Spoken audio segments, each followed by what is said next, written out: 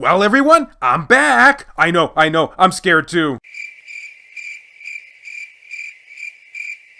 Borderline terrified. Greetings, fellow Vita fans. This is James with PS Vita at 2 a.m. coming at you once again with another exciting video. And if you're new here and love everything PlayStation Vita, don't forget to subscribe and make sure to leave me your thoughts and opinions about this topic down in the comment section below. So thank you so much, everyone, for being patient with me while I was on my hiatus. You know, as I was going through that whole mental breakdown thing with all the copyright stuff and whatnot. But I have returned, and boy, have I ever returned with a banger for you all when it comes to PS Vita news, because we have some exciting stuff to talk about. Just FYI, I'm still mental though. Are you excited? I'm excited, so let's get excited together. I don't like the way you said that. We are now diverting our attention to the website wolo.net. One of my favorite words in the English language to say, of which there are many. Wait, is it even English? A new discovery has emerged though, and I am so excited to talk about it. Here we go. QA flag utility game card and QAF tokens found in a PS Vita dev kit. Oh man, I just love stuff like this. Now there's more than meets the eye to this one. Yes, an obvious Transformers reference there. And honestly, I can't decide whether this is good news for the homebrew community or for the people who are into the official stuff. To be honest, it's a little bit of both, so there's an equal opportunity thing here going on, don't you know? Yes, it will benefit both sides. Sony have sent their Vita QA units for destruction this year. Wait, what? Well, okay, now I'm officially depressed. Vita hackers, including an individual by the name of Doubles Advocate, SK Gleba, oh man, these people and their usernames, managed to snatch a few of them in the process and found interesting things. So yeah, although it's very sad to see that Sony is finally destroying all of these Vita QA units, because they are doing this, however, we're able to see what's actually on them. And thus, I am squealing like a little girl. As you may or may not know, it was discovered recently that Sony are getting rid of, aka destroying, their Vita dev kits and QA units. This is taken by the scene as a confirmation that the PS Vita is definitely, yeah, you heard it here guys, dead. At least officially in Sony's eyes anyway. But then again, you could say it's been that way for many years now, and in particular that it won't receive any further firmware updates. And thus, if you are in fact in the homebrew community, feel free to party, because that is exceptional news there. The chances of us getting a new firmware update seem to be slim to none at this point. And the reason for that is that they won't have any units left to do firmware QA. So if you were worried about any potential updates from Sony in the homebrew scene, your mind can now be at ease. Now we do have to give a little bit of caution here, because it's of course possible that PlayStation are keeping a few units ready for the occasional security update. Possible, but probably not likely. Rest in peace, lonely Sony employee that we suspect was helping us all along this time on his lonesome. But the hacking community has certainly seen some units move on the secondary market. Although we're not completely sure how many units that are destined to be destroyed end up for sale, this is for the benefit of the scene, as there are certainly interesting things to be learned from Vita dev kits. The one snatched up by Doubles Advocate SK Gleba in particular was more than just a single dev kit, as it included a QA utility game card, some official internal tools designed for testers. According to the hacker, the utility contained the QAF utility app, a barebones QA application for the Vita that lets one set up multiple QA flags on the device, as well as signed QAF tokens. We even have some fun story tidbits to enjoy here, guys. And unsurprisingly here, it has all to do with Sony messing up. Sony forgot to remove a QAF utility game card from a PlayStation Vita dev kit that was sent to be destroyed. We of course dumped it. Besides the QAF utility app, we found 90 signed external QAF tokens, which also contain console IDs.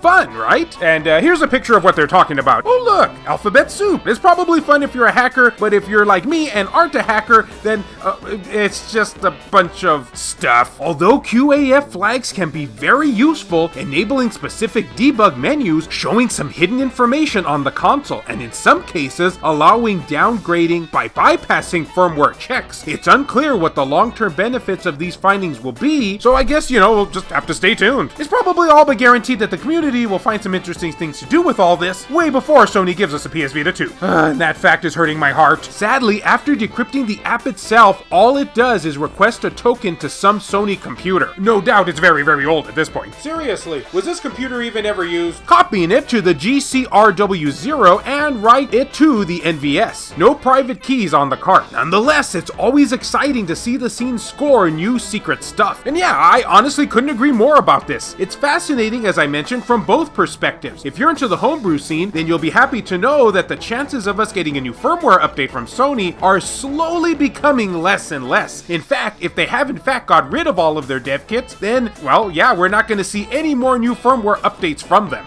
Not that the recent ones really did anything to begin with. That's stability though. And if you're into the whole official stuff, it's fascinating to see some of the behind the scenes inner workings of the PS Vita. Admittedly, a lot of it did go over my head, but still, it's pretty cool. But guys, what do you think about all this? Are you sad to see that Sony is finally destroying their PS Vita QA dev kits? It's certainly a sign that the times are changing, but at the same time, this is kind of good news that maybe they won't be messing anymore with a lot of the community's recent work. And if you love the official stuff, then how did this make you feel just to learn about some of this fascinating details regarding our favorite handheld? Please let me know down in the comment section below. And as always, fellow Vita fans, thank you so much for taking the time out of your day to watch this video. It really means a lot to me.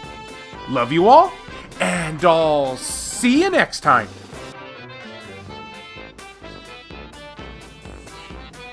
This video has been brought to you in part by all of these wonderfully generous supporters who help make this content possible. So a huge thank you goes out to Gutter Drums, Handheld Imbert, Wendy K, David Ray, Phantom XRS, Saul Ramirez, Kyle Brooks, JR, Silica, Per Sterner, Adam Thury, Sculpture Tugel TCG, BMF, Clayman Merlarkey, VG Legends, Jared Haddo, Kevin Enright, Heston Joseph, Crazy Cat, Rodrigo Vera, Hero Acer, Adam Sondi, PS Vita S, Richard Cruz, Joseph Shavak, Jelle, H-Hitter, Michael O'Connor, Chris Foxhound, That Bro, Zenkai Ranger, Saban Fire, Franz Hartle, Aridri, No Good, Lacerated 87, Starlight Mirror, PSP Guru, Jamie, Hector Gonzalez, Kayonko, Burzin Mystery, Juan M. Hermosillo, Eric DeWitt, Tasha Monty, Mazgus, Matt Hargett, Buzz Saiyan, Rizal Pliskin, 1488 Dental,